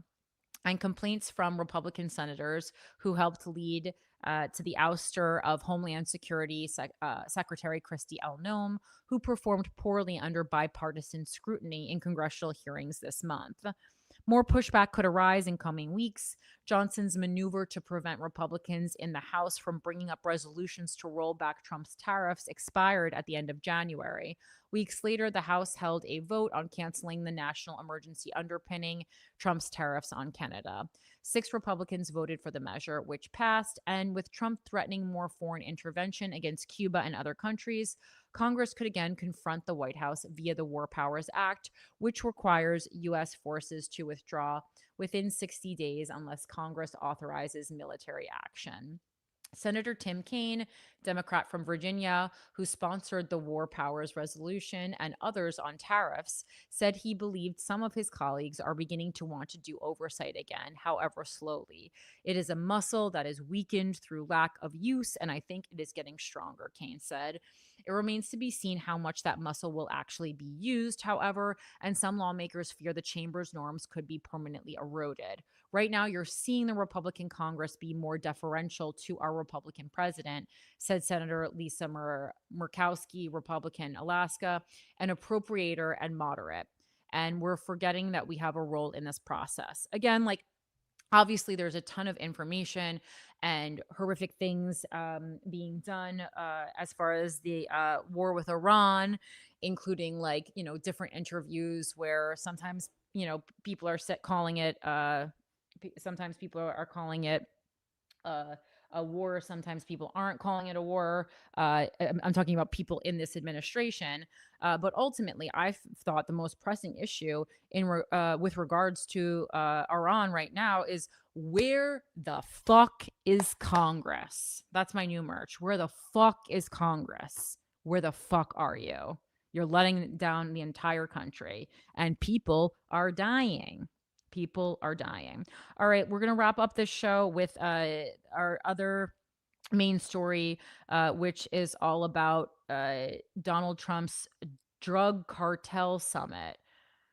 Again, this guy and his drug cartel is yet another emergency for his own benefit somehow, I'm sure. Okay, let's go into here. Let's share the screen. And let's find this. And we're finding that. And we're putting this here. And we're putting that there. Okay. All right. So, first of all, there's there's a news source, and I'm going to say news source in quotes, called Homeland Security today.us, which I didn't even really know about. Um, so I have that on the screen now. I don't know if we've just lost everyone. Um, let's see. And this says that Trump launches 17 nation counter cartel coalition at Shield of the Americas summit. President Donald Trump convened leaders from a dozen Latin American and Caribbean nations at his Doral, Florida golf resort Saturday, March 7th, at a summit that he called the Shield of the Americas. The centerpiece of the gathering was Trump's signing of a proclamation in which the Secretary of War established the America's Counter Cartel Coalition, a 17 nation military alliance that the White House says is built around a commitment to use lethal military force against cartel and narco terrorist networks. The heart of our agreement is a commitment to using lethal military force to destroy the sinister cartels and terrorist networks once and for all, Trump told the assembled heads of state. We'll get rid of them. We need your help. So again, a lot of the talk that we've heard from Trump lately is like, people are going to die. There will be a loss of life, whether it pertains to Iran or to the drug cartel summit. Like it's getting real violent up in her. What? What text? How can I make it bigger? Oh, okay. I can't do this right now. The gathering drew like that. No, I know. I just did it. The gathering drew a roster of leaders closely aligned with Trump's administration's vision for the Western Hemisphere. And what a vision I'm sure this is. Among those present were Argentine President Javier Milei, Salvadoran President Nayib Bukele, Paraguayan President Santiago Peña, Ecuadorian President Daniel Noboa, Panamanian President Jose Raul Mulino, Honduran President Tito Asfora, Guinea's President Irfan Ali, Bolivian President Rodrigo Paz Pereira, and Dominican Republic President Luis Abinadar. Trump also acknowledged Chilean President-elect Jose Antonio Cast, whom he said he had endorsed, and the presidents of Costa Rica and Trinidad and Tobago. Secretary of State Marco Rubio, Defense Secretary Pete Hegseth, Treasury Secretary Scott Bessent, Commerce Secretary Howard Lutnick, and Energy Secretary Chris Wright were also in attendance, along with U.S. Trade Representative Jamieson Greer and Deputy Secretary of State Chris Landau. One of the summit's more consequential announcements had actually come days earlier, the removal of Kristi Noem as Secretary of Homeland Security and her reassignment, which we all know about. We don't have to go over again. Despite being present at the event, alongside other cabinet members, Noem was not mentioned when Trump personally thanked and introduced his secretaries by name. It fell to Secretary Rubio to formally introduce her to assembled leaders. You will see a lot of her, Rubio told the group. She'll be very involved with each of you at a personal level and on a daily and weekly and monthly level to ensure that what we talk about here today and the work we do together continues on. Noem addressed the leaders directly, framing her new role in operational terms. Our objectives are going to be to destroy the cartels, to go over after these narco terrorists that are destroying our people, killing our children and our grandchildren. We're also going to keep our adversaries at bay, she said, offering to share her personal cell phone number with each head of state for direct communication. I mean, aren't we not supposed to be talking on personal stuff? Isn't that a security breach? Isn't that what we've talked about time and time again? Venezuela, Cuba, and a doctrine of hemispheric dominance. Trump devoted significant time to the administration's January raid that resulted in the capture of former Venezuelan President Nicolas Maduro, describing it as a precision operation into a heavily fortified military base that lasted roughly 18 minutes and resulted in no American casualties. The United States has since formally recognized a new Venezuelan government under President Dulce Rodriguez and announced a gold deal allowing the two countries to cooperate on the sale of Venezuelan gold and minerals. Cuba, Trump suggested, is next. Cuba's at the end of the line. They're very much at the end of the line. They have no money. They have no oil, he said, noting that Cuba had historically depended on Venezuelan subsidies now cut off under the new Caracas government. But Cuba's in its last moments of life as it was. It'll have a great new life, but it's in its last moments of life the way it is. Trump identified Mexico as the epicenter of cartel violence in the hemisphere, describing the cartels as increasingly running the country and pledging that the U.S. would do whatever necessary, in quotes, to defend national security, including the use of precision missile strikes if requested by partner nations. I like this. We're kind of taking missile strikes on a if they ask basis. We'll use missiles if you want us to use missiles. They're extremely accurate, he told the group. Oh my God. Like he's shooting missiles like they're like karaoke song recommendations. The president cited a reported 96% reduction in drug trafficking by sea, a 67% reduction in fentanyl crossing the southern border. Again, he just makes up stats, so I don't believe any of these. And what he called the largest single-year drop in the U.S. murder rate in recorded history. He framed the summit as a natural extension of those domestic security gains into a regional framework. Trump also pointed to the Shield of the Americas as a direct counterpoint to what he described as decades of U.S. neglect of Latin America in favor of more distant conflicts. They were to these faraway places where they weren't even wanted. He said of his predecessors, it's been abandoned by the United States for so many years. The summit comes against a backdrop of complicated U.S. Latin American relations. Several regional leaders have criticized the January Venezuela raid as a violation of sovereignty. Trump's public clashes with Colombian President Gustavo Petro, who was not present, dominated headlines earlier in his second term, though the February 3rd meeting at the White House was said to have been cordial. The summit also coincided with active U.S. military involvement in Iran, which Trump briefly addressed at the outset of his remarks, telling the assembled leaders that tremendous progress had been made and describing it as pretty wild time, but it's going very well. Saturday's Doral Summit was the capstone of a process already set in motion.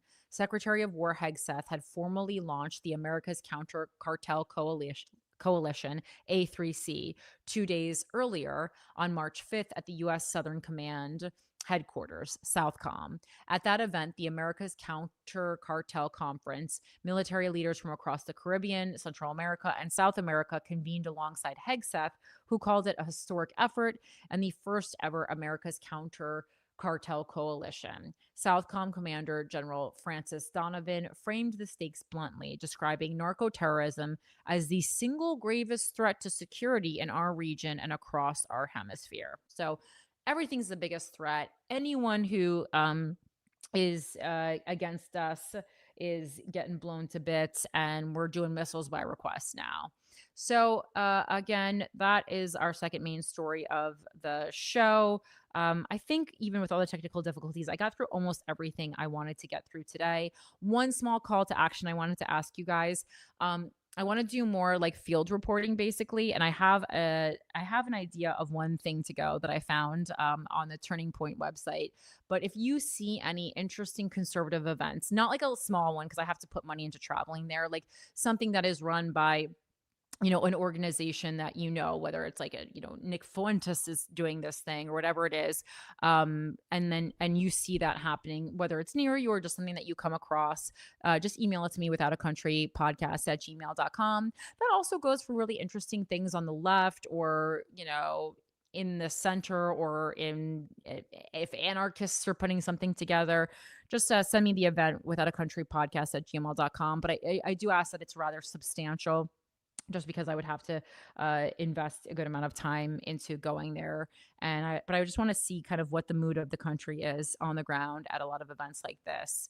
And yeah, that's our show tonight. Thank you so much for tuning in. Thank you for bearing with us as we obviously make the show better, make the show more accessible, make the picture quality better, make the ability to stream at any point, which was my eventual goal with this show, much more tangible.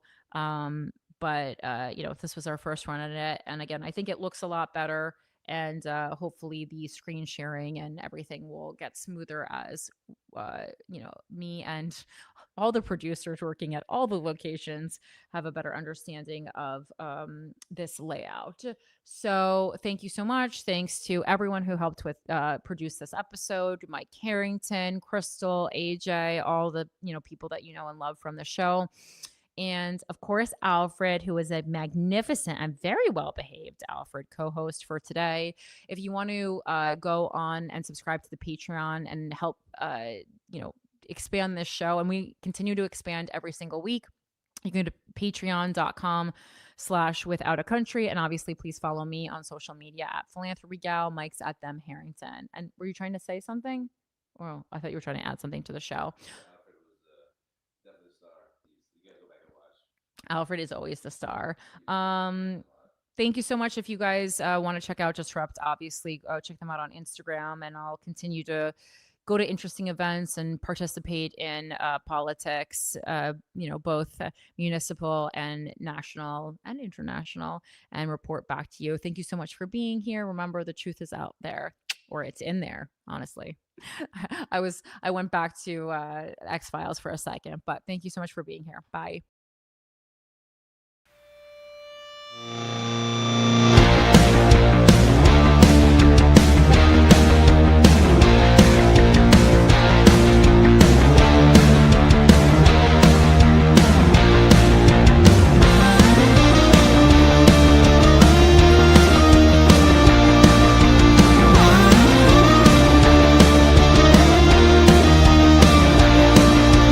Running from the man, yeah, the madman's coming, yeah, the man's gunning for me tonight.